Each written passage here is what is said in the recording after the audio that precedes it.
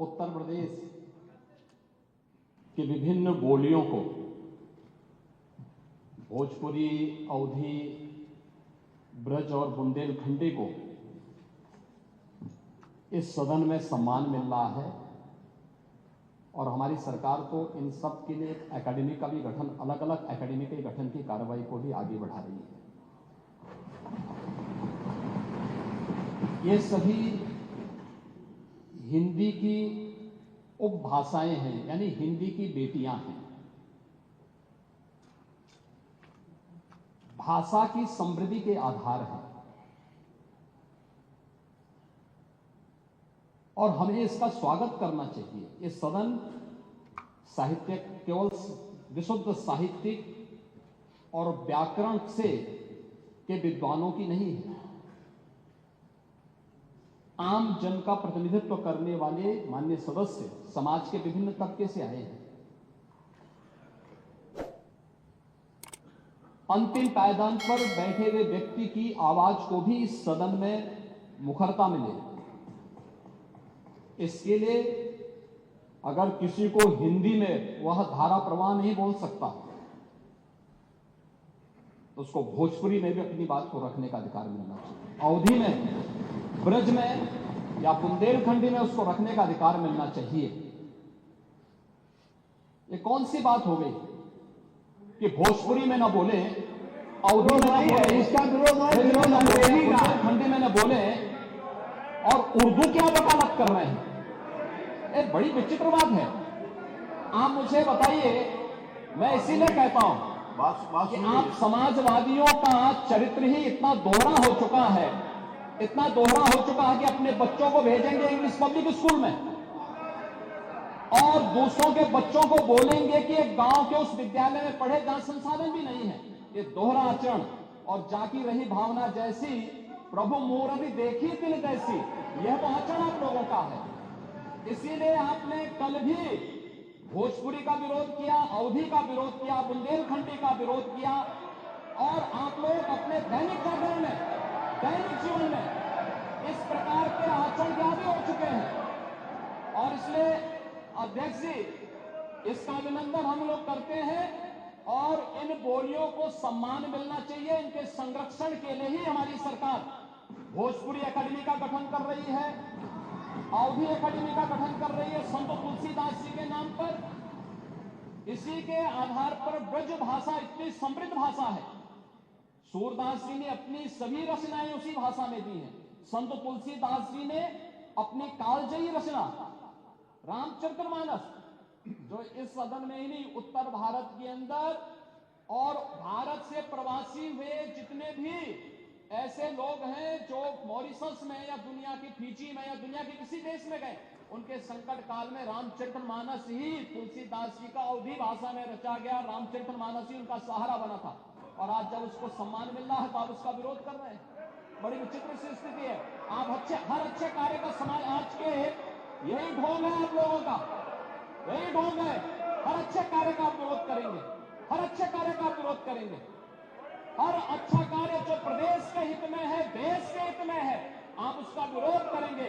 और मुझे लगता है इस प्रकार के विरोध की निंदा होनी चाहिए और हम इसका समर्थन करते हैं जो उत्तर प्रदेश की बोलियों को सम्मान मिल रहा है। मैं आपका धन्यवाद करूंगा, विधानसभा सचिवालय को इस बात के लिए धन्यवाद दूंगा। कल हम लोगों ने यहाँ पे इसका शुभारंभ किया, समाजवादी पार्टी ने उसका विरोध किया और मुझे लगता है कि प्रोसीडिंग का हिस्सा होना चाहिए। इनको समाज के सामने एक्सपोज करना चाहिए। अपने बच्चों को ये लोग पढ़ाएंगे इंग्लिश स्कूलों में और दूसरे के बच्चे के लिए अगर वो सुविधा सरकार देना चाहती है, कह देनी उर्दू पढ़ाओ इसको, यानी उसको मौलवी बनाना चाहते हैं, कटबुल्ला पर की ओर देश को ले जाना चाहते हैं। ये नहीं चल सकता।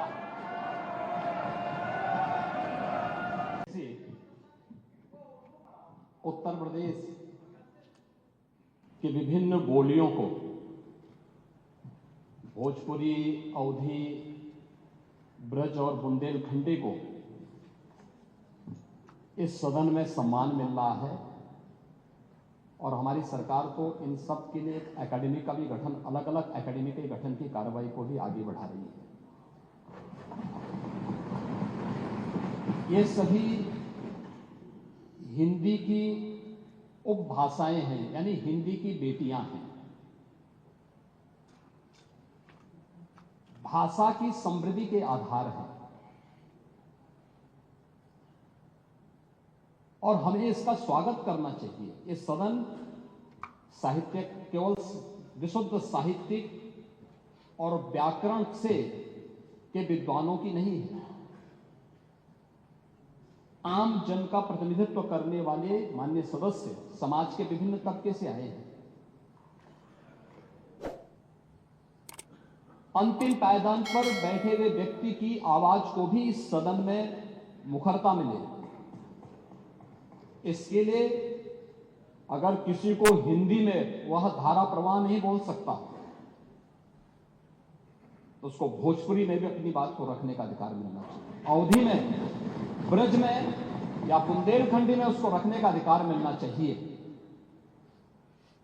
ये कौन सी बात हो गई कि भोजपुरी में ना बोले, अवधी में ना बोले, इसका विरोध अंग्रेजी का, बुंदेलखंडी में ना बोले और उर्दू क्या वकालत कर रहे हैं। एक बड़ी विचित्र बात है। आप मुझे बताइए, मैं इसीलिए कहता हूं कि आप समाजवादियों का चरित्र ही इतना दोहरा हो चुका है, इतना दोहरा हो चुका है कि अपने बच्चों को भेजेंगे इंग्लिश पब्लिक स्कूल में और दूसरों के बच्चों को बोलेंगे कि एक गांव के उस विद्यालय में पढ़े जहां संसाधन भी नहीं है। ये दोहरा आचरण और जाकी रही भावना जैसी प्रभु मूर्ति देखी तिल जैसी, यह तो आचरण आप लोगों का है। इसीलिए आपने कल भी भोजपुरी का विरोध किया, अवधी का विरोध किया, बुंदेलखंडी का विरोध किया और आप लोग अपने दैनिक जागरण में, दैनिक जीवन में इस प्रकार के आचरण के आदी हो चुके हैं। और इसलिए अध्यक्ष जी, इसका अभिनंदन हम लोग करते हैं और इन बोलियों को सम्मान मिलना चाहिए। इनके संरक्षण के लिए ही हमारी सरकार भोजपुरी अकादमी का गठन कर रही है, अवधी अकादमी का गठन कर रही है संत तुलसीदास जी के नाम पर। इसी के आधार पर ब्रज भाषा इतनी समृद्ध भाषा है। सूरदास जी ने अपनी सभी रचनाएं उसी भाषा में दी हैं। संत तुलसीदास जी ने अपनी कालजयी रचना रामचरितमानस, जो इस सदन में ही नहीं, उत्तर भारत के अंदर और भारत से प्रवासी हुए जितने भी ऐसे लोग हैं जो मॉरिशस में या दुनिया की फिजी में या दुनिया के किसी देश में गए, उनके संकट काल में रामचरितमानस ही तुलसीदास जी का अवधी भाषा में रचा गया रामचरितमानस ही उनका सहारा बना था। और आज जब उसको सम्मान मिल रहा है तो आप उसका विरोध कर रहे हैं। बड़ी विचित्र सी स्थिति है। आप हर अच्छे कार्य का समाज, आज के यही ढोंग है आप लोगों का, यही ढोंग है। हर अच्छे कार्य का आप विरोध करेंगे, हर अच्छे कार्य का आप विरोध करेंगे। हर अच्छा कार्य जो प्रदेश के हित में है, देश के हित में है, आप उसका विरोध करेंगे।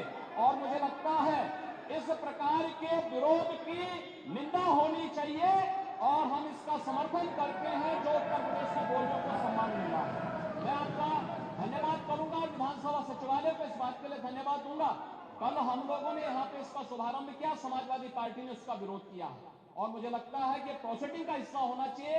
इनको समाज के सामने एक्सपोज करना चाहिए। अपने बच्चों को ये लोग पढ़ाएंगे इंग्लिश स्कूलों में और दूसरे के बच्चे के लिए अगर वो सुविधा सरकार देना चाहती है, कह देनी उर्दू पढ़ाओ इसको, यानी उसको मौलवी बनाना चाहते हैं, कटबुल्ला पर इसको ले जाना चाहते हैं। ये नहीं चल सकता।